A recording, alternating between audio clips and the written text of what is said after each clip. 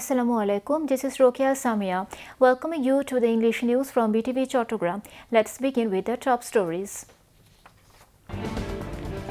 July Uprising Day tomorrow, as 16 years of fascist rule ends on this day in 2024.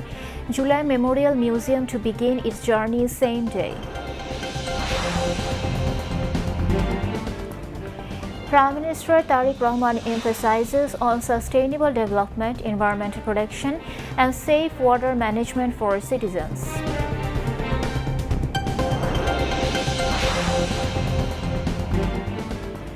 First meeting of Parliamentary Special Committee on Constitutional Amendment held.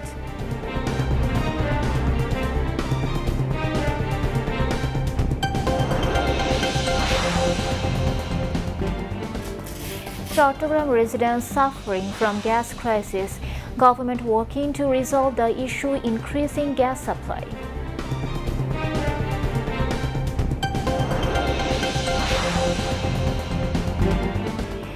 Power problem to be solved quickly once gas crisis resolved, says Prime Minister's Information and Broadcasting Advisor.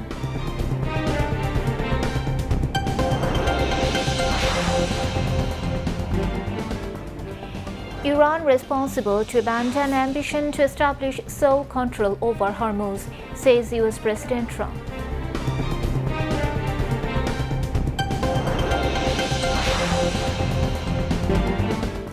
And Bangladesh cricket team begins training in Darwin for Australia Test Series.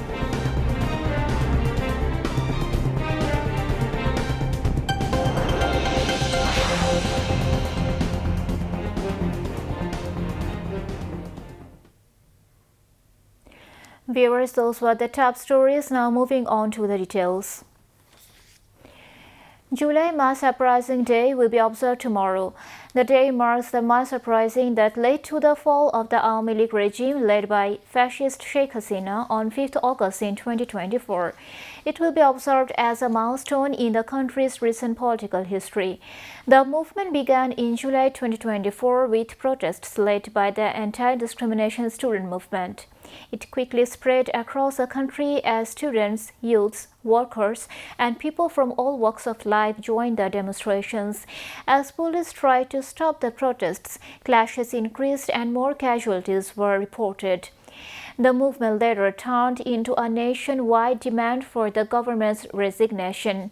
After weeks of protests, the then Prime Minister Sheikh Hasina left the country on 5th August. Supporters of the movement described her departure as the end of a fascist rule.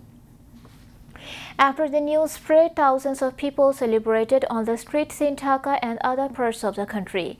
They held victory processions, chanted slogans, and expressed hope for a new Bangladesh. Various programs have been chalked out in the capital and across the country to mark the day. The day will be observed with remembrance, tribute, and a renewed commitment to the future. The July Mass Uprising Memorial Museum is set to begin its journey to preserve the memory of the July Mass Uprising. Prime Minister Tariq Rahman will officially inaugurate the museum tomorrow at 9 a.m. The announcement was made today by Cultural Affairs Minister Nitai Rai Chaudhary during a press briefing at the Secretariat ahead of the museum's inauguration.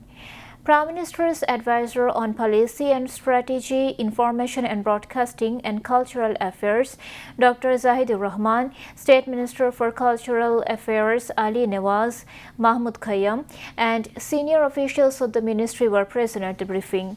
The Cultural Affairs Minister said a series of programs have been arranged across the country, including Dhaka, to mark July Mass Uprising Day. As part of the inauguration ceremony, participants in the uprising and family members of those who were killed will share their memories, and a documentary depicting the events of the July Mass Uprising, public participation, and the history of the movement's victory will be screened. He also said that if any specific allegations of irregularities related to the construction or management of the July Memorial Museum are received, they will be thoroughly investigated. Prime Minister Tariq Rahman exchanged views with experts to address the existing challenges of water management in the country and ensure sustainable solutions. The meeting was held at the Prime Minister's Office of Cabinet Division in Secretariat in the capital today. Experts from the environment, water and engineering sectors and representatives of several related organizations led by Social Development Organization Footsteps Bangladesh participated in the meeting. They shared their experiences and recommendations on various problems, existing limitations and solutions of water management in the country.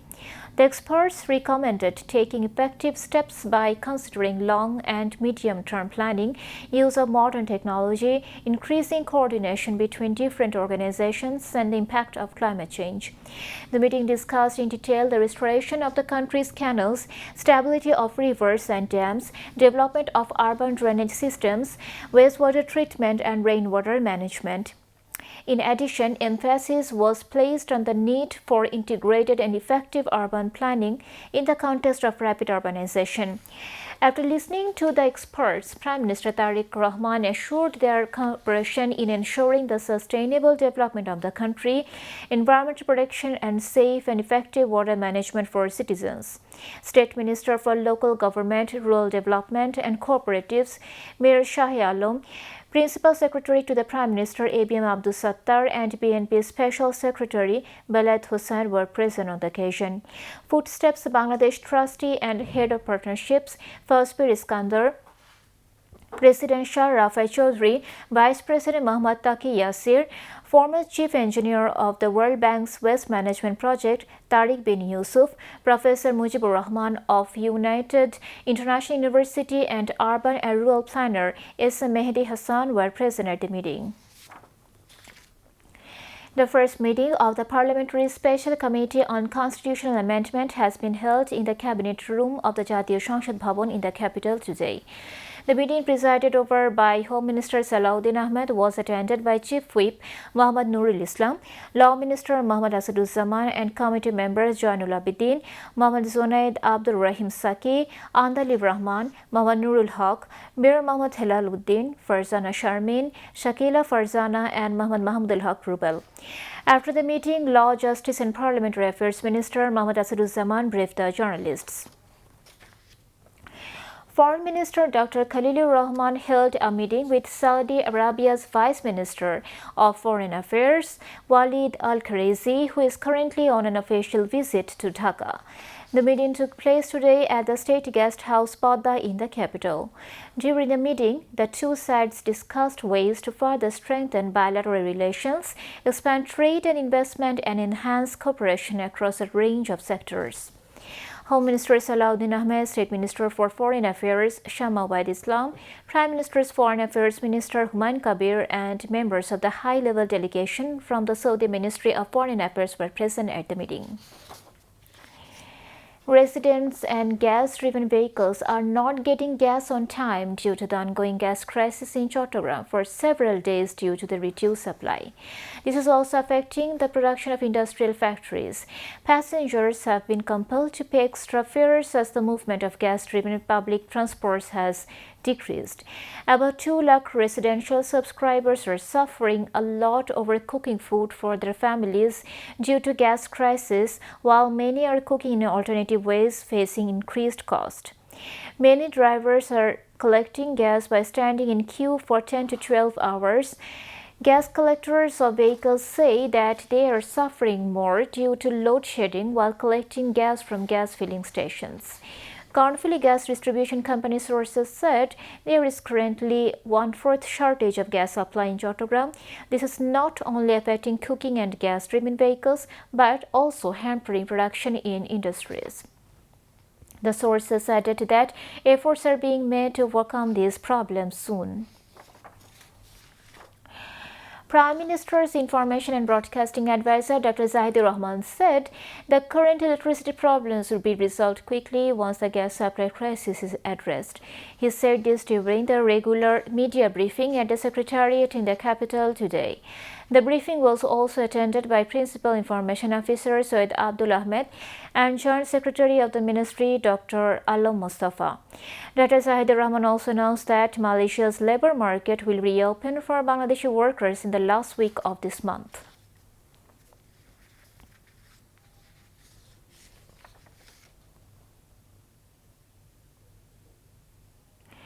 Commerce Minister Khandakar Abdul Muqtadir has announced that 97% of Bangladeshi goods and services will enjoy duty-free or preferential market access in South Korea. He made the announcement today while speaking to journalists at the Secretariat following the signing of the Comprehensive Economic Partnership Agreement between Bangladesh and South Korea. The Commerce Minister also said that 87% of South Korean products will receive preferential tariff treatment in Bangladesh. He noted that the agreement will enable a wide range of Bangladeshi export products, including ready-made garments, leather goods, and jute products, to gain easier access to the South Korean market. The minister hoped that the agreement would help diversify Bangladesh exports and further strengthen the country's competitiveness in the global market. Now, international news.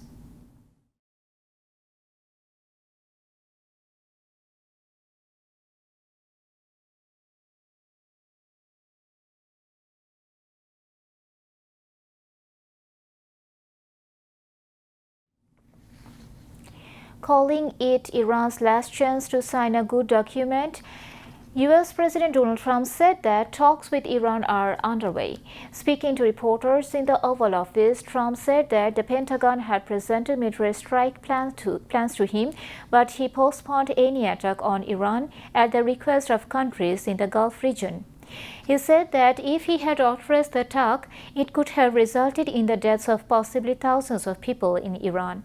President Trump added that it is now entirely up to the Iranian government to make the right decision by abandoning its ambition to establish sole control over the Strait of Hormuz and refraining from efforts to acquire nuclear weapons. Meanwhile, Tehran has rejected the idea of direct talks with Washington.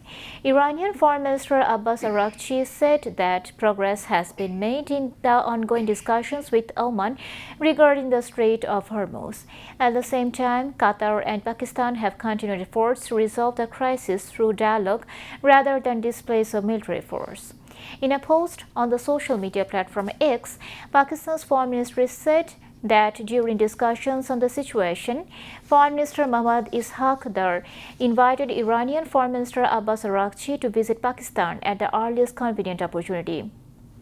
Qatar's Foreign Ministry said that Foreign Minister Sheikh Mohammed bin Abdul Rahman bin Jassim Al Thani held separate telephone conversations with the foreign ministers of Saudi Arabia, Kuwait, Oman, Bahrain, and the United Arab Emirates, as well as leaders of the Gulf Cooperation Council to discuss diplomatic solutions to the crisis. 2 Wildberries warehouses were hit by Ukrainian strikes overnight on Monday, with another site apparently linked to Russia's largest online retailer also damaged near Moscow. Ukraine has been targeting facilities operated by the company, often dubbed the Russian Amazon, in recent weeks. Local officials said at least 5 people were killed and 10 more injured at an industrial site about 69 kilometers south of the Kremlin, without confirming it was run by Wildberries. Officials confirmed 2 other Wildberries sites were hit in the St. Petersburg and Tver regions. Ukraine said the depots supplied the Russian military, which Moscow denied. Russia's defense ministry said it had intercepted and destroyed 320 drones overnight. Meanwhile, strikes launched by Russia across Ukraine killed at least 4 people. Back to national news. জাতীয়তাবাদী সাংস্কৃতিক জোট Chittagong organized a discussion meeting and cultural program at the Zia Memorial Museum Auditorium in Chattogram on the occasion of July Uprising Day. City Mayor Dr. Shahadat Hossain was present as a chief guest, while the Secretary General of জাতীয়তাবাদী সাংস্কৃতিক জোট Rafiqul Islam was the keynote speaker. The Joint Secretary General of জাতীয়তাবাদী সাংস্কৃতিক জোট, poet and actor A.B.M. Sohil Rashid, convener of সম্মিলিত পেশাজীবী পরিষদ Chittagong, Zahidul Karim Kochi, and Member Secretary Dr. Khurshid Zamil Chaudhry spoke as special guests. The significance of the July Uprising, democratic values, and the importance of culture practice were highlighted in the meeting. During the program, the mayor personally funded a financial assistance of Taka 1 lakh each to the family members of the martyrs from Chattogram who lost their lives in the July Uprising. Emphasizing the city's commitment to providing continuous sympathy, support, and cooperation, Dr. Shahadat said, "We will never forget the hardships of the martyrs' families. As a people, we will stand by these families." The mayor urged everyone to honor the immense sacrifices made by the martyrs with the deepest respect. Later, a vibrant cultural program was performed at the end of the program. The Chattogram Regional Information Office organized a discussion meeting and Dua Mahfil on the occasion of the July Uprising Day at the Information Office of City's Agrabad area. Deputy Director of the Regional Information Office Bapi Chakraborty presided over while the meeting was moderated by Information Officer G.M. Saiful Islam. Among others, Chattogram Metropolitan Journalists Union President Muhammad Shahnawaz, Bangladesh Beta Chattogram Center Regional Director Shahin Akhtar, Divisional Director of the Employees Welfare Board Nizamuddin, Directors of the Bureau of Manpower, Employment and Training Moinul Huda also spoke on the occasion. Speakers said everyone should work to implement a Bangladesh free from exploitation and discrimination. Later, prayers were offered for the forgiveness of the souls of the martyrs of the July Uprising and the speedy recovery of the sick July fighters.